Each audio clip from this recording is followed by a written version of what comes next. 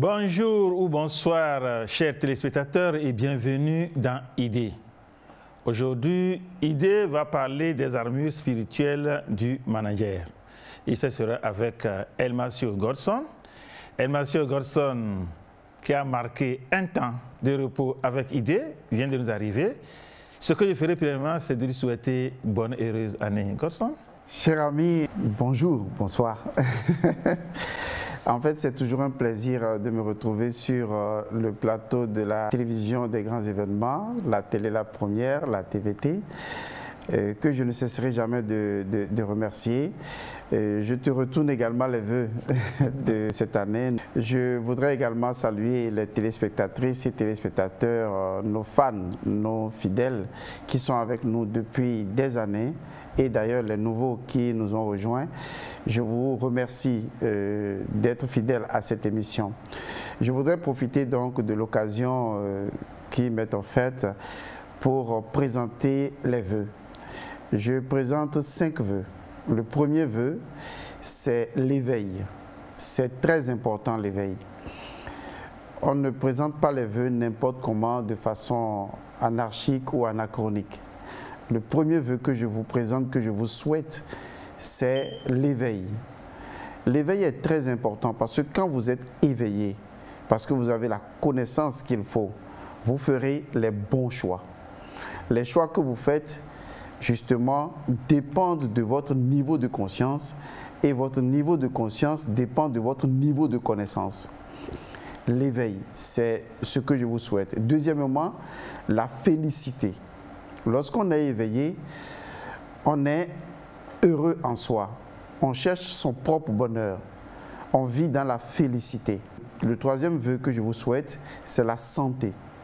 La santé est l'expression de cette félicité intérieure, cette joie intérieure. La santé en est l'expression. Quatrième vœu, la prospérité. La prospérité est utile, indispensable, incontournable pour que votre vie soit complètement équilibrée. Et enfin, l'un des vœux extraordinairement fondamental, c'est justement la paix. La paix intérieure, extérieure, la paix à tous les niveaux. Donc, c'est vrai que je vous ai présenté les vœux. Il n'y a pas de magie lorsqu'on présente les vœux. Une fois que les vœux sont présentés, on vous invite à travailler sur ces vœux-là, à vous les souhaiter à vous-même et à y travailler. C'est ainsi que ces vœux vont devenir réels pour vous. Parce que nous, on fait des vœux, mais c'est à vous de les accueillir et d'y travailler. Merci beaucoup, Elmasio Godson, pour ce retour qui nous fait plaisir. Merci. Nous allons parler des armures spirituelles du manager. Est-ce que ce recul que vous avez pris il y a un peu longtemps vous permet d'aborder dans la sérénité ce thème, les armures spirituelles du manager? Alors, la première chose que Elmasio Godson a conquise dans sa vie, c'est la sérénité. C'est-à-dire, il faut être en paix avec soi-même. La plupart du temps, on pense que les conflits viennent des autres. On pense que c'est l'autre qui est toujours dans le tort. Et on cherche tout le temps un bouc émissaire. C'est dans la nature humaine, dans le cerveau reptilien qui veut survivre, de vouloir toujours éliminer un élément de l'équation. Parce qu'on pense qu'en éliminant un élément de l'équation, on pourrait être heureux. Alors que nous sommes tous l'équation. Donc si on élimine un élément de l'équation, on se fait du tort à soi-même. Donc c'est un élément très important. Donc en réalité, c'est ce que Elmasio Godson enseigne. Trouver la sérénité, la paix. Parce que si vous êtes en paix avec vous-même, vous saurez agir consciemment, intelligemment avec les gens qui sont autour de vous. C'est très important. Les gens ne sont pas toujours votre problème. C'est vous, votre véritable problème. Et si vous arrivez à le résoudre, vous allez voir que vous avez fait 99,99% de votre propre chemin vers l'accomplissement de votre grandeur. Et donc, la thématique, elle est fondamentale. Les armures spirituelles du manager. Vous savez, lorsqu'on parle du développement personnel, le développement personnel se situe à 3 niveaux, puisque l'être humain, dans sa dimension holistique, est perceptible sur 3 champs d'action. Le premier champ d'action qui est accessible à tous, c'est le champ physique, c'est-à-dire on le voit, on le touche. On parle en ce moment-là de l'individu qu'on constate, de l'individu qui interagit avec nous. Mais cet individu, il a également une autre dimension. Il a sa dimension de réflexion, il a également ses émotions, il a ses sentiments, il a ses désirs. Ce ne sont pas des choses qui sont palpables à nous tout de suite. Et pourtant, ce sont des choses qui rentrent dans les conflits. Parce que quand j'ai un désir qui va à l'encontre de ton désir, quand j'ai une émotion qui va à l'encontre de tes émotions, bien que nous soyons assis côte à côte, on pourrait ne pas s'entendre. Donc cette dimension qui n'est pas perceptible par des données matérielles est pourtant un élément qui interagit, soit en symbiose ou en choc dans les relations avec les gens. Troisième dimension de l'être humain, c'est la dimension de l'individualité. Et donc, pour faire le développement personnel, il faut commencer d'abord par ce qu'on appelle le développement individuel. Le développement individuel est différent du développement personnel. Le développement individuel, c'est le développement intrinsèque, qui est associé à la dimension intérieure de l'individu. Parce que, quoi qu'on dise, nous avons tous une dimension intérieure qui nous échappe à nous-mêmes. Comme si, au fond de nous, il y a un inconnu de nous que nous aimerions découvrir. Et chacun a ce sentiment qu'il y a un inconnu de lui qu'il veut découvrir. Et quand il commence à se découvrir au fur et à mesure, il est émerveillé de voir qu'il peut faire certaines choses. Mais cet inconnu est là. Les gens l'appellent spirituel, d'autres l'appellent transcendant, d'autres l'appellent le champ quantique, d'autres l'appellent le champ de toutes les possibilités. C'est en cela que nous disons que tout est possible. Donc, l'être humain est constitué de cet inconnu de lui qu'il veut toujours continuellement, constamment découvrir. Ce développement-là est important et il doit s'y intéresser. Ensuite, il y a le deuxième niveau de développement, c'est ce qu'on appelle le développement personnel. C'est là qu'on retrouve booster ses capacités, ses compétences, être en mesure d'aller de l'avant en utilisant les capacités, les capacités. Ça, c'est le développement personnel. Et enfin, il y a un autre développement qui permet de relationner avec les gens. C'est ce qu'on appelle le développement fusionnel ou le développement interpersonnel. Donc ces trois champs de développement doivent interagir simultanément. Laissez-moi vous donner un exemple. Vous voyez, les gens vont au service tous les jours. Mais quoi qu'on dise, chacun ayant sa croyance va au moins à un lieu de méditation, de culte, de prière, dimanche, samedi, ça dépend du culte de la personne. Et quand la personne va à ces lieux, c'est pour faire quoi? C'est pour prier, certainement pour que son travail aille mieux, pour qu'il gagne mieux sa vie, pour que la relation qu'il a avec ses collaborateurs s'améliore, avec son époux, son mari, ses enfants. Vous voyez, on ne peut pas dissocier cette dimension de l'inconnu, qui est la dimension spirituelle, on ne peut pas dissocier cette dimension de la vie professionnelle. De la même manière, une erreur était faite dans les formations jadis.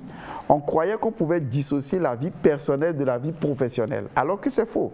Quand un individu est affecté dans sa personne, c'est automatiquement impactant sur sa dimension professionnelle. C'est la raison pour laquelle il est important de savoir que la dimension personnelle de l'individu est toujours présente dans sa dimension professionnelle. On ne peut pas le dissocier. Il se sent mal dans sa vie de couple. Il va répercuter cette information sur ses collaborateurs. Vous voyez, elle se sent mal dans sa vie de couple. Elle va répercuter cette information dans sa gestion du personnel. La famille de la maison, c'est la famille du service. C'est la même chose. Ce n'est que des transferts de champ de conscience. Donc, d'une manière ou d'une autre, on ne peut pas dissocier la vie personnelle de la vie professionnelle. La vie personnelle est importante et donc doit être équilibrée pour que la vie professionnelle puisse donner le meilleur résultat. Car une personne grincheuse dans sa vie personnelle ne pourra pas optimiser les capacités, les capacités de son entreprise. Et les blocages sont à l'intérieur de cette personne-là. De la même manière, on ne peut pas dissocier les lois qui gouvernent notre conscience, qu'on appelle notre propre spiritualité ou notre intériorité, c'est-à-dire la dimension de nos vertus, de nos valeurs. Vous voyez, de l'éthique. On ne peut pas dissocier cela ni de la vie personnelle, ni de la vie professionnelle. Ce sont des données qui font partie des lois de la nature. C'est la raison pour laquelle les gens doivent connaître ces lois pour se constituer ce qu'on appelle une armure, que nous appelons les armures spirituelles du manager. Donc tout dirigeant doit se vêtir de l'ensemble de ces lois constituant les armures pour forger cette dimension intrinsèque de lui afin d'être le meilleur à l'intérieur de lui-même pour exercer le meilleur dans la vie des gens qui l'entourent. Car on ne peut pas exercer plus du meilleur que l'on est. Je ne peux pas exercer 20% du meilleur alors que je suis foutu dans mon intériorité.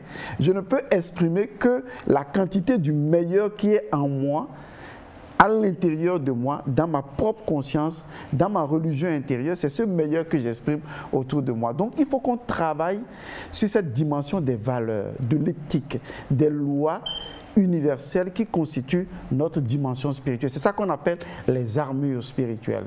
Pour finir, vous savez, dans tous les contrats de société, dans les contrats B2B ou dans tout type de contrat, on met toujours un article pour dire que, bon, on ne peut pas exécuter ce contrat s'il y a des forces qui, justement, ne dépendent pas de notre volonté, comme par exemple les catastrophes naturelles ou l'inondation ou des choses qui font que le contrat n'est pas exécutable. C'est-à-dire, on s'en remet quand même au fait qu'on aura beau avoir un contrat, l'être humain est conscient qu'il y a des forces de la nature qui peuvent survenir à tout moment et empêcher que certaines choses se réalisent.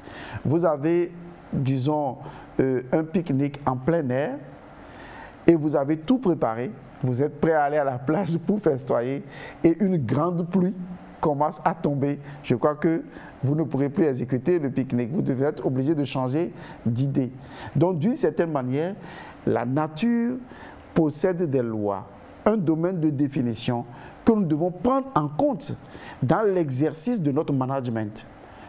Autrement, nous allons toujours passer à côté. C'est pourquoi il y a certaines personnes qui veulent créer leur entreprise. Ces personnes ont des idées de génie. Ces personnes font tout pour que l'entreprise marche, ont les meilleures idées, mais échouent. Ces personnes ont été bien formées, mais n'arrivent pas à faire avancer les choses. Parce que, hormis les lois administratives, les lois capacitaires que ces personnes ont maîtrisées pour faire aboutir leur projet, il y a des lois supérieures qui font que ces personnes n'arrivent pas à bouger. On dit qu'on est bloqué. Alors qu'on a les meilleures intentions, on a les meilleurs outils, pourtant on est bloqué. C'est comme l'exemple du pique-nique. On a tout organisé, on a la musique, on a tous les éléments, mais au moment de partir, la nature nous fait tomber la pluie. Donc il est important de savoir mettre la nature et les lois universelles ou spirituelles de notre côté, parce que cette spiritualité fait partie de nous, pour que notre entreprise puisse émerger et qu'on n'échoue pas et qu'on aille de l'avant. Donc c'est ça ce qu'on appelle les armures spirituelles du manager. Oui, tout à l'heure vous avez parlé de tout dirigeant. Bien sûr. Qu'est-ce que vous voulez mettre dans tout dirigeant? En fait, il faut qu'on parte du principe que nous parlons de manager. Alors, qu'est-ce qu'on appelle un manager? Je vais décomposer le mot dans son étymologie ou dans son originalité. Le mot manager provient d'abord d'un principe que les scientifiques ont découvert, qu'on a appelé le principe manasique. On l'appelle généralement le mana. Le mana, M-A-N-A, on dit également la mana. Il s'agit de quoi? C'est ce qu'on appelle le principe capacitaire. Ce qui nous différencie de l'animal. Vous allez retrouver ça dans le mot humain ou dans l'anglais human. Vous voyez, on retrouve man dedans. c'est ce qui fait de nous l'humain. Ce qui nous différencie de l'animal, c'est qu'on a remarqué que l'être humain a une dimension capacitaire que l'animal n'aura pas. Et donc, un manager, c'est celui qui maîtrise cette faculté-là et qui peut l'exploiter quelles que soient les situations. Là où il y a l'impossible, il le rend possible. C'est ça le manager. Là où il y a le fait qu'on ne peut pas avancer, il dit on peut avancer. Parce qu'il dispose de ce principe de capacité qui lui donne le pouvoir de tout accomplir, de trouver des solutions, pas de trouver des excuses. Parce que tout le temps, les gens trouvent des excuses. J'ai des collaborateurs, je sais ce que c'est. Des fois, vous les envoyez pour dire « allez m'acheter ceci ». Ils vont là où vous les avez envoyés et qu'est-ce qu'ils font? Ils reviennent après vous dire « on n'a pas trouvé ». Vous voyez? Et je leur dis « ok, on va faire, disons, un petit jeu ». C'est comme ça que je m'amuse avec eux. Je dis « on va faire un petit jeu ». Imaginez que votre enfant, l'unique enfant que vous avez, est très malade et mourant. Et qu'on vous envoie acheter un médicament. Et on vous a indiqué là où vous devez trouver le médicament. Vous partez, vous allez à l'endroit, vous ne trouvez pas le médicament. Vous faites quoi? Il dit oui, je vais continuer à chercher partout. Je dis mais c'est justement ça. Mais ici, comme il n'y a aucun sentiment d'urgence, comme ça semble ne pas vous concerner, et que c'est comme on vous a envoyé, vous dites on m'a envoyé, je n'ai pas trouvé, je viens dire je n'ai pas trouvé, point barre, ça s'arrête là. On ne peut pas être manager de sa propre vie en agissant ainsi. Parce que la première entreprise que vous avez, c'est vous. Vous êtes une entreprise au sein de l'univers. Vous, moi, chacun d'entre nous est une entreprise. Et vous êtes le manager de votre entreprise. Si vous ne savez pas manager votre propre vie, comment vous allez manager une entreprise? Même déjà, si vous n'arrivez pas à manager votre propre vie, vous ne pouvez pas manager une vie de couple. Parce qu'une vie de couple, c'est d'abord vous, plus quelqu'un qui est complètement opposé à vous. Quelqu'un qui sort de nulle part, d'une éducation différente, d'un background différent, d'un niveau différent, et qui a son éducation de base qui est complètement différente. Donc, vous êtes déjà en face d'une inconnue ou d'un inconnu que vous devez gérer. Ensuite, vous faites des enfants, d'autres inconnus, d'autres équations. Comment vous allez manager tout ça? Si au départ, si au prime abord, votre propre vie, votre propre existence n'a pas été managée à la base. Donc je pense que les gens mettent la charrue avant les bœufs. Il faut se poser la question. Je suis une entreprise, pas si. Je suis une entreprise. Je suis le manager de mon entreprise et l'entreprise s'appelle moi. Comment est-ce que je suis en mesure de rendre moi capable de faire les choses? Et à partir de ce moment, vous verrez que quand on parle de dirigeant, de tout dirigeant, vous êtes concerné. Le père de famille est concerné, la mère de famille est concernée. Toute personne qui veut rendre les choses capables d'accomplissement est un manager. Même si son bureau, c'est son ordinateur. Aujourd'hui, beaucoup de personnes qui ont réussi n'avaient leur chambre que bureau. Ont développé des applications sur leur ordinateur, les ont vendues et sont devenus milliardaires. Mais qu'est-ce qu'une entreprise? Une entreprise, c'est un état de conscience. Ça se passe d'abord où? À l'intérieur de vous-même. Parce que si vous savez vous manager, vous allez manager une entreprise. Regardez par exemple quelqu'un que vous appelez directeur, qui est dans une entreprise, qui gère une entreprise. Quand il se réveille tous les matins, il insulte ses collaborateurs. Ou il les menace. Vous pensez qu'il a un problème avec ses collaborateurs? Non. Il a un problème de self-management. Il a un problème avec lui-même. Il cherche simplement d'exutoire pour pouvoir déverser ce qu'il refuse de gérer au fond de lui-même.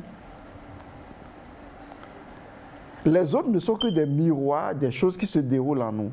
Donc le manager, c'est celui qui a saisi sa capacité de pouvoir se transformer lui-même, d'accord, de prendre sa vie en charge, de se dire je suis capable de. C'est très important. Je suis capable de. Je reçois beaucoup de jeunes dans mon cabinet. Quand vous voyez, vous lisez dans leurs yeux, et ça je vous le dis, hein, mon cher ami, quand vous lisez dans les yeux des jeunes, beaucoup de jeunes qui viennent me rendre visite, quand vous lisez dans leurs yeux, vous lisez le désespoir. Beaucoup de jeunes sont désespérés parce qu'ils ne savent pas quoi faire. Ils ont été formés, ils ont reçu certainement des enseignements, mais ils ne savent pas quoi faire. Parce qu'ils ne savent même pas qu'ils peuvent savoir quoi faire. Je pèse bien mes mots. Parce qu'ils ne savent même pas qu'ils peuvent savoir quoi faire. Du coup, ils sont bloqués. Ils vivent dans un état de limitation, un état limitant, un état rétréci. Ils commencent à penser comme le passé. Ils commencent à se donner des freins. Et finalement, ils n'aboutissent pas. Et si eux, ils n'aboutissent pas, le pays n'aboutira pas. On va tourner en rond. Donc, on ne cherche pas des excuses à sa vie. Toutes les personnes qui cherchent des excuses à leur vie sont des lâches. Les vrais managers sont responsables de leur vie, quel que soit l'état de leur vie, quel que soit l'état dans lequel vos parents vous ont laissé, qui vous a laissé beaucoup d'argent ou rien du tout. Moi, mes parents ne m'ont rien laissé. Mon père ne m'a absolument rien laissé. Et j'en suis heureux. Vous voyez, mais il m'a tout laissé. Parce qu'il m'a rendu existant. C'est largement suffisant. Il faut savoir apprécier le cadeau que l'on a. D'accord? Et rentabiliser ce cadeau. Et non se plaindre de ce qu'on aurait pu avoir, de ce qu'on n'a pas. Il ne faut pas être un lâche de sa propre existence. Il faut prendre sa vie en main. C'est très important qu'on enseigne ça aux jeunes d'aujourd'hui. Donc c'est ça être manager. Tout le monde est manager. Même les gens qui ignorent qu'ils sont des managers sont des managers. Parce qu'ils capabilisent les choses d'une manière ou d'une autre. Le vendeur ou la vendeuse qui vend son riz, elle est manager. La personne qui est chargée de dresser les chiens, le dresseur de chiens, est manager. L'homme pousse-pousse qui vend au bord de la rue, il est manager. Mais s'il ne sait pas qu'il est manager, qu'il ne sait pas qu'il peut être manager, qu'il peut être capable. Être manager, c'est juste utiliser la dimension de son mana, c'est-à-dire la dimension de ses capacités et de ses capacités. Donc, être conscient qu'on est doté de ça. Donc, les armures spirituelles du manager interpellent chaque individu, n'importe où il se trouve, pour dire oui, je connais des choses, mais pourquoi je n'avance pas? Cela veut dire qu'il y a un autre champ d'information que je n'ai pas et que je dois intégrer. Donc, c'est très important de cerner cette dimension des choses. Donc, cela veut dire que celui qui ignore les armures spirituelles, en créant son entreprise, peut couler tout à l'heure. Mais il va couler. Je vous donne quelques exemples de façon pratique. Pourquoi est-ce qu'aux États-Unis, le bureau du président à la Maison-Blanche, on l'a appelé un bureau ovale? Ce n'est pas un bureau carré, ce n'est pas un bureau rectangulaire, c'est un bureau ovale. Vous voyez, c'est exactement devant ce bureau que se trouve justement l'obélisque, qui est bien implanté là-bas avec pointé vers le haut. Et c'est toujours dans ce pays qu'on parle de Pentagone. On parle en France du musée du Louvre. Au fait, je vais vous dire une chose. Ces pays qui se sont développés ne se sont développés qu'en prenant conscience d'une forme de spiritualité qui est derrière les choses qu'il faut faire. Mais ils ne vous le diront pas. Sinon, avoir un bureau ovale est tout ce qu'il y a de plus intelligent. Parce que cela répond, dans ce qu'on appelle l'architecture, à une forme de vibration ou d'énergie de conciliation qui permet d'évoluer. C'est différent de tout ce qui est carré, de tout ce qui est... Souvent on dit quoi? On dit toi tu es trop carré dans la tête. C'est pour dire quoi? Tu es trop fermé, tu n'évolues pas, tu ne te mobilises pas, tu ne te dynamises pas. Mais voyez-vous, on dit maintenant un bureau ovale. Et ils ne l'ont pas inventé. Ils ont copié sur ce que Dieu a fait. Dieu n'a pas créé une tête carrée. Il a créé une tête ovale. Vous voyez, je vous ai surpris. C'est des choses qui nous échappent, mais on n'en est pas conscient. Dieu a créé une tête ovale. Regardez la forme. Et c'est ça qui fait que ce niveau permet de réfléchir de façon dynamique. Si c'était carré, ben on n'évoluerait pas. Parce que vous prenez une roue carrée, on ne peut pas rouler avec une roue carrée. La roue carrée, ça ne roule pas. C'est ce qui est circulaire qui roule. Le progrès se trouve dans le cercle. Le progrès se trouve dans ce qui roule. Vous voyez, rien que des détails simples. Je vous donne un autre exemple. Vous savez, en Afrique, il y a quelque chose de très important que nous faisons, mais qu'on a délaissé ou qu'on ne fait plus vraiment. On l'appelle la pose de la première pierre. Pourquoi est-ce qu'aujourd'hui, quand on veut ouvrir un hôpital, le président ou tel ministre doit aller faire la pose de la première pierre? La pose de la première pierre, c'est une dimension spirituelle de la vie de notre pays. Parce que quand on va faire la pose de la première pierre, c'est qu'on veut créer ce qu'on appelle la colonne vertébrale, la pierre angulaire, le socle, le sanctuaire sur lequel tout l'édifice doit reposer. Ça a été toujours comme ça depuis des lustres. Et ça, c'est spirituel et non physique. L'hymne national, salut à toi, pays de nos aïeux. Mais pourquoi on dit salut à toi? C'est parce qu'on considère la terre comme étant quelque chose de vivant, qui a une histoire, qui a des ancêtres. Et que ces ancêtres-là, nous devons les honorer. Vous voyez, cette dimension de nous-là, on ne peut pas l'enlever de notre quotidien, c'est impossible. Ça participe à notre épanouissement intégral. Je peux vous donner beaucoup d'exemples pour vous dire simplement que c'est tout cela qui constitue les armures du manager que le manager doit connaître.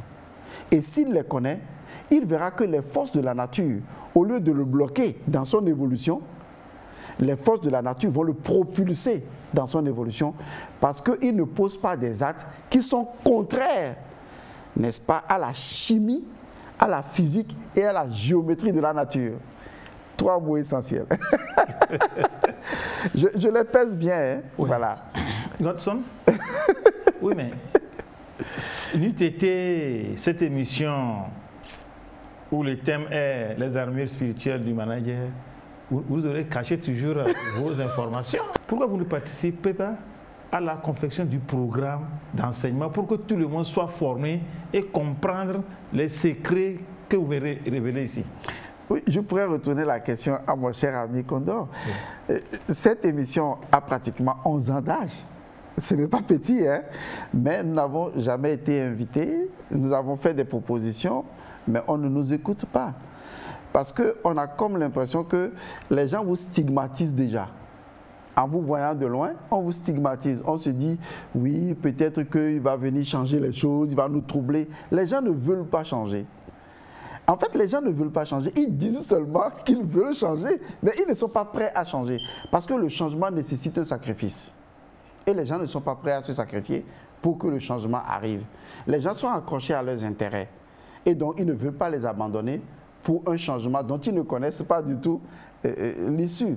Je les comprends, c'est normal. C'est le cerveau reptilien qui fait ça. On appelle de la résistance parce que le cerveau les tient pour dire, mais est-ce que tu es sûr d'eux? Est-ce que tu es sûr d'eux? Mais ce qu'il faut savoir, et que c'est la certitude absolue, nous sommes nés pour évoluer.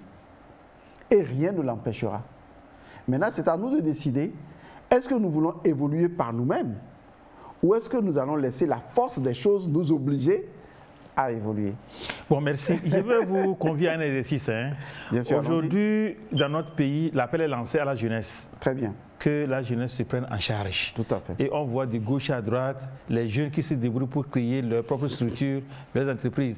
Est-ce que vous ne pouvez pas, ici, Sciences Tenantes, proposer les armures spirituelles à ces jeunes managers-là pour qu'ils puissent s'en sortir à travers leur petite création?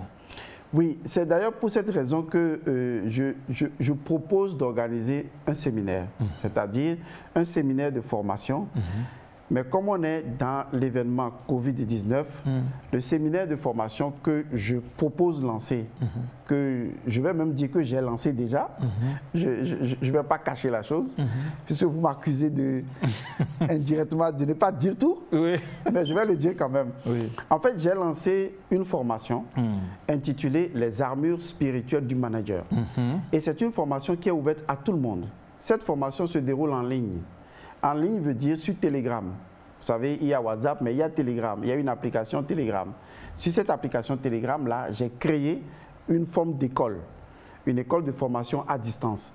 Je vous assure, j'en ai créé beaucoup, mais j'ai créé dernièrement celle-ci, les armures spirituelles du manager, parce que beaucoup de personnes se demandent, mais pourquoi, malgré tous les efforts, on n'arrive pas à avancer, à créer les choses?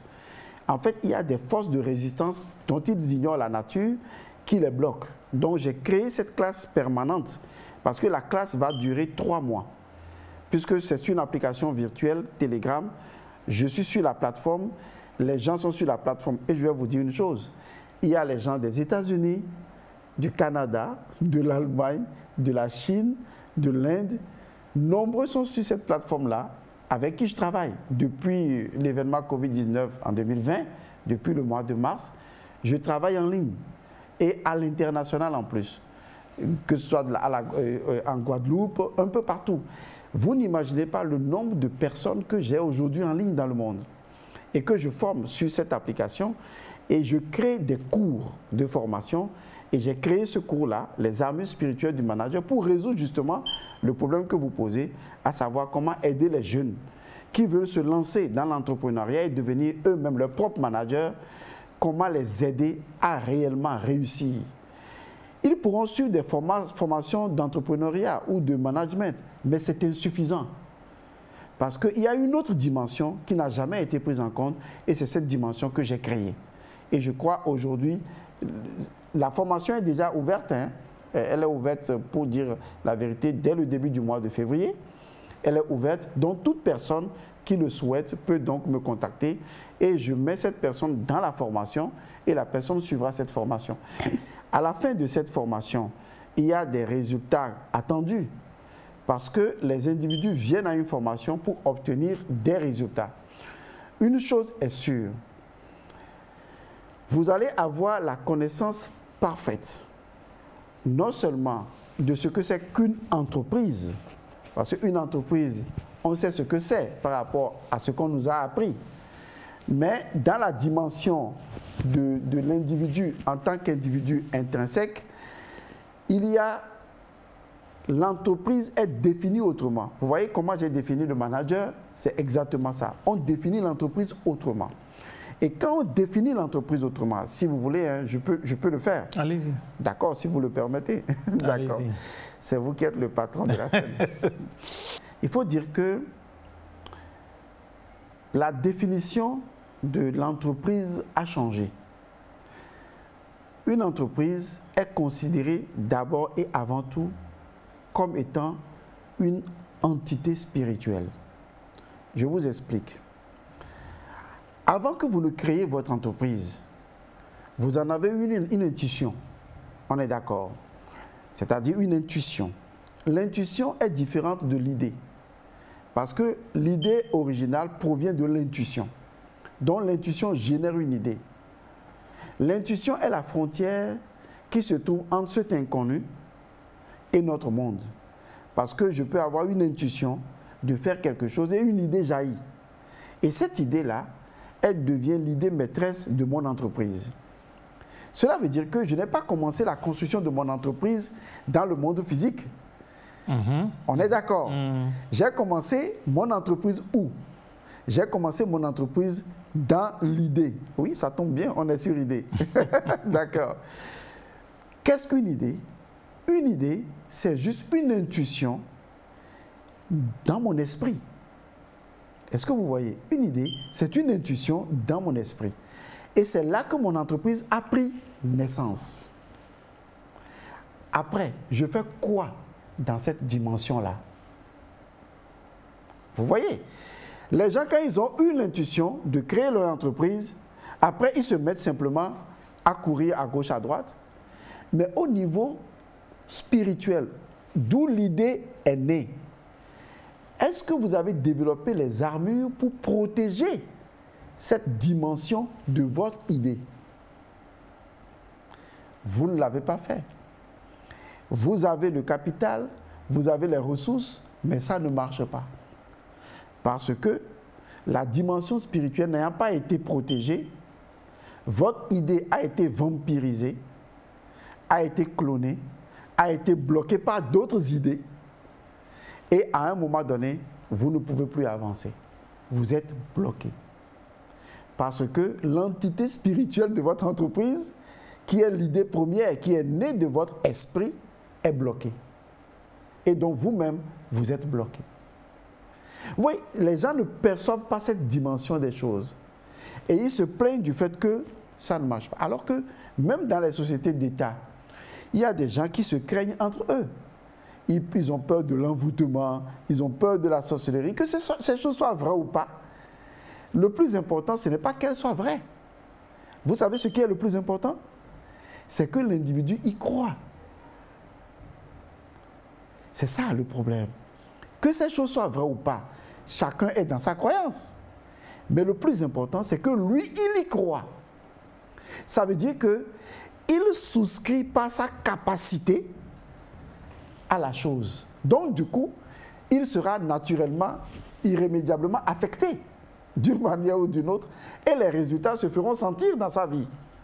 Et donc, les personnes que moi je reçois, je prends toujours l'exemple sur mon cabinet, quand je reçois les gens, les personnes que je reçois, mais vous diront, oui, depuis que j'ai créé mon entreprise, et c'est ma tante là, qui était venue une fois, et puis les choses ont commencé à se gâter.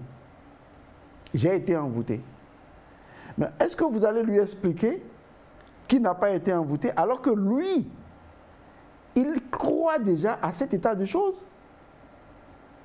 Il faut lui donner les outils qui lui permettront justement de se libérer de cet état pour retrouver ce que j'appelais la sérénité afin de mieux conduire son entreprise.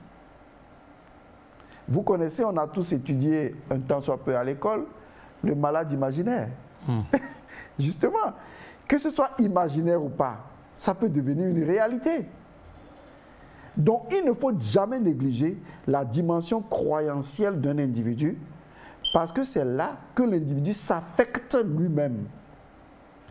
Quel que soit ce que nous pouvons échanger, vous et moi, et échanger avec les gens, il est indubitable que les gens ont leur propre croyance de ce que vous dites. Et ça les affecte plus que ce que vous dites. C'est cette dimension qu'il faut changer. Autrement, l'individu ne peut pas avancer. Et c'est là qu'il faut protéger l'entité spirituelle de son entreprise, c'est-à-dire l'idée première de son entreprise, et lui donner le pouvoir, la force, la solidité, le rayonnement, afin que cette idée-là puisse réellement s'incarner au fur et à mesure et que les gens l'utilisent. L'autre élément également, vous voulez donner un nom à votre entreprise.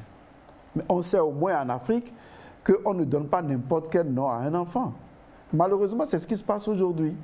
Il y a des gens qui regardent des feuilletons et après les avoir regardés, ils mettent au monde un enfant et ils donnent le nom d'un acteur de cinéma ou d'une actrice de cinéma à leur enfant. Bon, franchement, c'est absurde. Il y a quelque chose qui ne va pas. Dans la mesure où l'expérience de la grossesse de la maman n'est pas la même que l'expérience de la grossesse de la personne qui est actrice dans le film.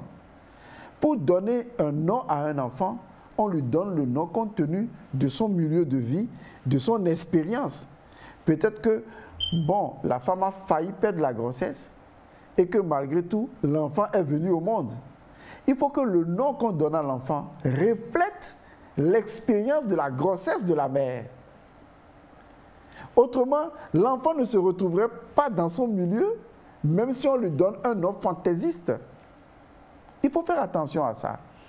Donc, quand vous voulez donner un nom à votre entreprise, quelle est la déontologie que vous suivez pour lui donner un nom? Parce que le nom, quand il sonne, quand il est utilisé, quand les gens l'appellent, il faut que cela parle aux gens.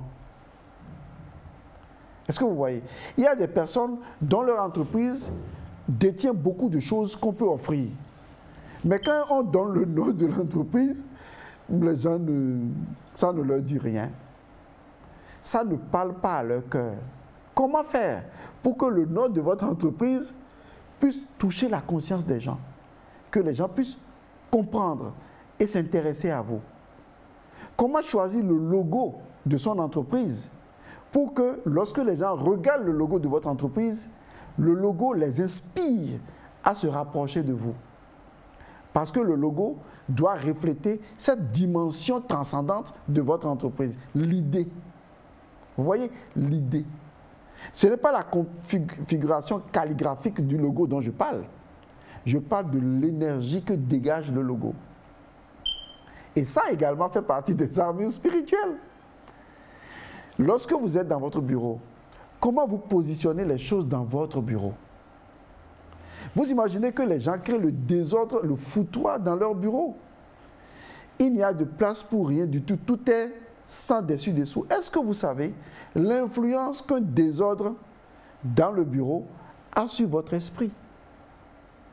En fait, le bureau n'est que le reflet de l'organisation mentale que vous avez. Et ça vous affecte également dans votre productivité. Comment arranger son bureau pour que son bureau dégage l'énergie qui permet d'attirer les gens? Parce que vous pouvez avoir un joli bureau, mais les gens peuvent s'y sentir très mal à l'aise.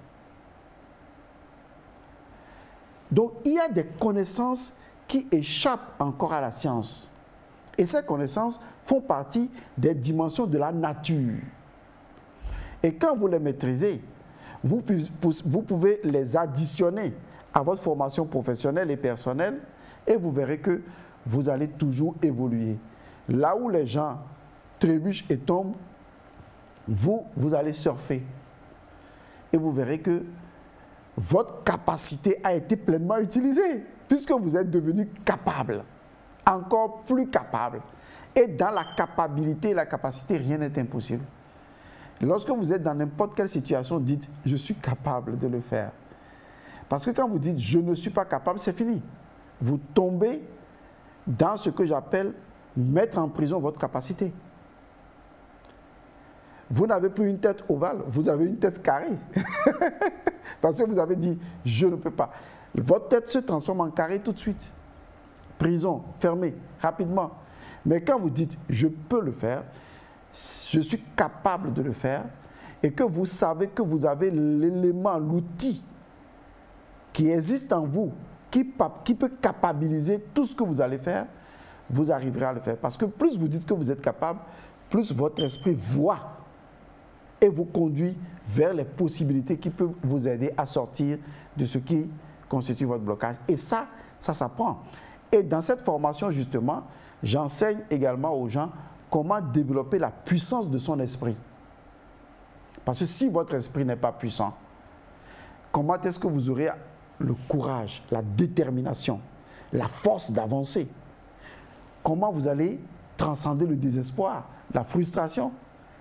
Comment vous allez transcender l'échec apparent pour foncer encore vers la réussite? C'est très important de développer son esprit. Ce n'est pas dans le domaine religieux. Je parle du domaine scientifique, du domaine quantique, qui consiste à accroître la puissance de son intelligence.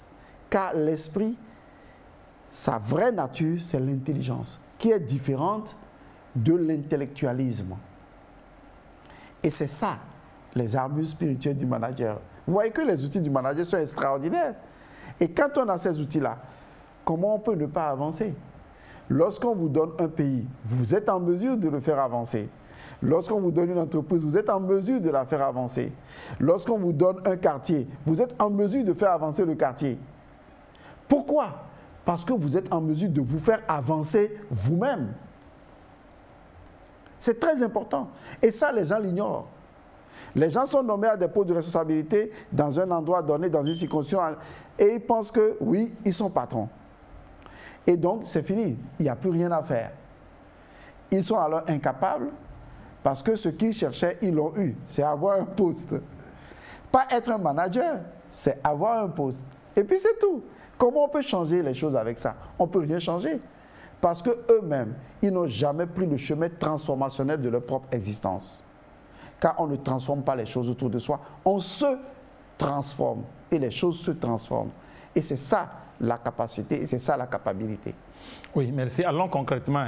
Celui qui veut bénéficier de cette formation, est-ce que c'est ouvert à tout le monde? La formation est ouverte à tout le monde. Est-ce que vous pouvez donner tout le monde est manager. Voilà. Est-ce que vous pouvez donner les clés d'accès à votre formation? Alors, pour avoir accès à la formation, il faut juste disposer de l'application Telegram. Telegram.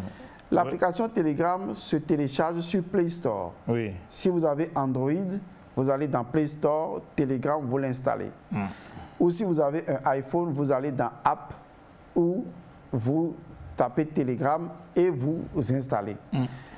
Ça va vous demander de l'installer avec votre numéro de téléphone et vous l'avez installé et point barre. D'accord? Et une fois que vous avez installé l'application, maintenant, vous allez nous contacter pour qu'on vous indique comment souscrire à cette formation parce qu'elle n'est pas gratuite, elle est payante. Donc, vous payez la formation. Une fois la formation payée, on vous donnera les cours une fois que vous allez appeler ou vous allez contacter sur WhatsApp. On vous donne le coût de la formation. Une fois que vous souscrivez à la formation, on vous intègre directement dans ce groupe.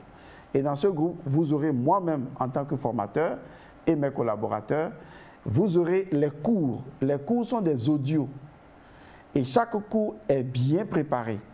Vous allez suivre les cours de façon hebdomadaire, poser les questions dans le groupe et nous allons interagir, répondre à vos questions, vous donner des méthodes pratiques puisque vous devez faire la pratique et nous donner les résultats. Et donc, toute cette formation va durer 3 mois. Vous allez aimer la formation parce que pour la première fois, vous verrez que c'est maintenant qu'on vous a ouvert les yeux pour être le manager de votre vie. Et donc, n'importe quel endroit où on vous met, vous allez manager facilement. Toute personne qui peut manager sa vie peut manager n'importe quelle entreprise. Les démons d'une entreprise sont d'abord les démons qui sont en nous. Les conflits d'une entreprise sont d'abord les conflits qui sont en nous. Il faut le savoir. Les impossibilités d'une entreprise sont en fait les impossibilités qui sont en nous. Mais si je peux résoudre tout ça avec moi-même, n'importe où je vais, je peux le faire. C'est comme ça marche, et non le contraire. Bon, si un pays veut booster son développement, est-ce qu'il est possible que ce pays fasse former tous ses citoyens en les armures spirituelles du manager? Pour les pays dits développés, on le dit comme ça, ils font la différence entre un dirigeant et un manager. D'accord? Ils font la différence. Alors que la personne qui joue le rôle de directeur peut au même moment être son manager. Et donc, qu'est-ce qu'ils font? Que ce soit le président américain, le président français, allemand ou tous, ils ont forcément dans leur cabinet proche ce qu'on appelle des coachs, en généralement des managers. Et eux, en tant que responsables politiques, ils deviennent ce qu'on appelle l'organe de décision. Parce que pour prendre une décision qui impacte la vie de millions de personnes, il faut vraiment avoir travaillé cette décision dans le couloir de son management. Est-ce que vous voyez? Et donc, le président est tout le temps coaché. Je vous assure, le président est coaché. C'est souvent en Afrique qu'on confond le fauteuil présidentiel au trône du roi. Et donc, on a encore cette habitude du passé. C'est-à-dire qu'on confond les choses, c'est normal. On a hérité de plusieurs siècles de royauté, donc c'est normal que souvent on confonde le poste présidentiel au poste royal. Le manager doit coacher le président, doit coacher le directeur du cabinet, doit coacher le ministre pour que, en amont, si vous voulez, on peut le dire comme ça, ou en bac, le management de la situation ait déjà été complètement, totalement fouillé et qu'il ne reste qu'au décideur de prendre la décision. Donc, s'il a été managé suffisamment sur la question, il aura une meilleure facilité de décision. Car le vrai problème de notre vie, comme de la vie d'un jeune ou de toute personne, c'est de faire une erreur, de prendre une mauvaise décision. Mais si on ne veut pas prendre une mauvaise décision, il faut forcément travailler à l'arrière-plan sur son propre management avant de prendre une décision. Et là, on est sûr que la décision qui est prise, elle a été prise avec la totalité de toutes les connaissances et que maintenant, on est sûr d'être sur le bon chemin. Je crois que dans les pays développés, c'est ce qu'ils font. Dans le cabinet du président, il y a au moins 2 contradicteurs. Et c'est dans l'absolu. Il y a un qui doit décourager le président américain de faire ce qu'il veut faire et il y a un autre qui doit trouver toutes les raisons pour qu'il le fasse. Donc les 2 sont des contradicteurs dans l'absolu. Ils ne prennent pas de décision à la place du président, mais ils sont un peu comme ce coaching-là que le président devrait faire lui-même et il les suit en train de développer dans l'absolu, chacun dans son idée et in fine, il dit « Ok, j'ai compris ». Il ne leur dit pas « Je suis pour toi, contre toi ». Non, il fait le point après avec lui-même et il prend sa décision. Parce qu'une décision, ce n'est pas chose facile. Ceux qui n'ont jamais dirigé quoi que ce soit ne peuvent pas savoir ce que c'est qu'une décision à prendre.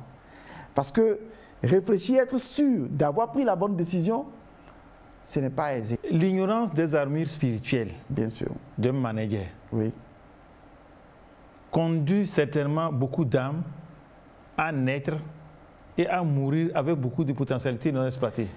Oh, vraiment, vous avez dit quelque chose de très fondamental. Et il n'y a rien de plus triste que ça. Et nous avons un système éducatif, soi-disant éducatif, qui renforce cet état de fait. Je vais vous dire ceci que les téléspectatrices et les téléspectateurs doivent garder à l'esprit.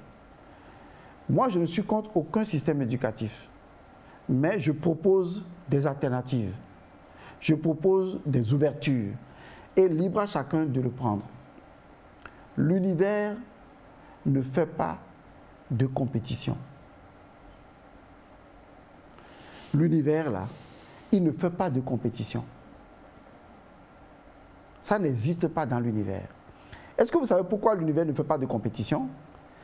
Parce que pour parler de compétition, pour dire qu'on veut faire de compétition, il faut d'abord choisir 2 choses qui soient absolument identiques. Leur donner les mêmes conditions et ensuite leur dire de compétir. Mais malheureusement ou heureusement, il y a ce qu'on appelle le caractère unicité de chacun. C'est-à-dire, vous et moi, on est intrinsèquement différents. Prenez 2 sportifs ayant le même poids, ayant fait les mêmes formations. Même quand vous voulez les faire compétir, c'est juste un jeu. Sinon, vous ne pouvez pas les faire compétir parce que intrinsèquement, ils sont différents. Voilà la raison pour laquelle l'univers ne fait pas de compétition. Parce que faire de la compétition avec 2 choses intrinsèquement différentes, c'est de l'injustice. Je pèse bien mes mots, hein, parce que nous savons de quoi nous parlons. Et donc, l'univers ne fait pas la compétition. C'est maladroitement que l'homme a développé la compétition.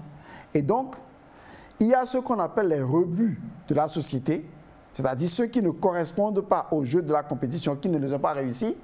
On dit déjà qu'ils ont échoué. Et donc, déjà en classe primaire, secondaire, on inculque à l'enfant, d'accord, qu'il est en compétition et qu'il va échouer ou qu'il peut échouer. s'il n'y a pas de compétition, il n'y a pas d'échec. Je suis pragmatique, hein, suivez-moi bien. Vous allez avoir des gens qui ont fréquenté ensemble.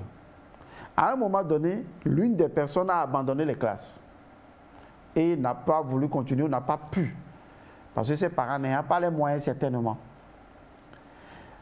On les retrouve les deux 20 ans plus tard. Celui qui a fait tout le cursus scolaire jusqu'à avoir son doctorat, il vit dans un état misérable. Celui qui a abandonné les classes plus tôt et a trouvé ce qui lui correspondait, il est devenu milliardaire. Bill Gates n'est pas plus intelligent que la majeure partie des populations. C'est parce qu'il a juste trouvé ce qui lui correspond. C'est ça l'éducation. L'éducation, c'est de trouver à chacun ce qui lui correspond et non le mettre dans un jeu de compétition alors que ce n'est pas ce qui lui correspond. C'est à partir de ce moment que l'éducation fantoche a créé le concept et l'entité de l'échec dans l'esprit des enfants. L'univers ne fait qu'une seule chose, le commerce. L'univers veut savoir, Monsieur Condor, il a quelque chose que je n'ai pas et que je n'aurai jamais. Ça change la donne. J'ai toujours quelque chose que vous n'aurez jamais. C'est ce qui me rend unique. Vous avez toujours quelque chose que je n'aurai jamais. C'est ce qui vous rend unique. Chacun qui me suit a quelque chose que l'autre n'a et n'aura jamais. Vous n'avez jamais tout. Et donc, qu'est-ce que l'univers fait? Il veut que chacun commerce avec l'autre et que chacun apporte à l'autre ce que l'autre n'a pas. L'univers ne fait pas de compétition, c'est de l'injustice. Sur ce, je vous laisse le micro pour votre mot de clôture, puisque le temps qui nous est imparti est largement dépassé. Mon message de fin pour cette émission, c'est de dire à tous ceux qui nous suivent en ce moment que nous sommes nés pour être heureux. Personne n'est né pour être malheureux. J'imagine, au moment où vos parents voulaient vous mettre au monde, la joie de vous voir arriver dans ce monde, de leur donner de la joie, de l'amour, de la bénédiction, de vous voir évoluer. L'espoir placé dans une grossesse, c'est le signe évident que nous sommes tous nés pour être heureux. Mais est-ce que nous le sommes vraiment? Qu'est-ce qui nous empêche de l'être? Est-ce que c'est quelque chose à l'extérieur ou c'est nous-mêmes qui nous empêchons vraiment de l'être? Les armures spirituelles du manager, vous allez comprendre que votre réussite dépend de votre félicité intérieure. Et votre félicité dépend justement de la maîtrise que vous avez sur des éléments qui entre-temps n'étaient pas maîtrisables pour vous, que vous allez inclure dans votre donnée professionnelle et vous verrez que les portes s'ouvriront là où elles étaient fermées, car la nature sera votre allié. Merci à vous, merci à M. Condor. Merci à Godson Elmancio. Kouadan Melka, merci pour votre technicité. Vous qui avez permis une fois encore à nos milliers de téléspectateurs de nous suivre encore sur ce thème, les armures spirituelles du manager. J'espère que nous allons retrouver Godson les prochaines fois pour un autre thème, n'est-ce pas Godson? Parfaitement, je suis à votre disposition, entièrement. D'ici là, bye bye.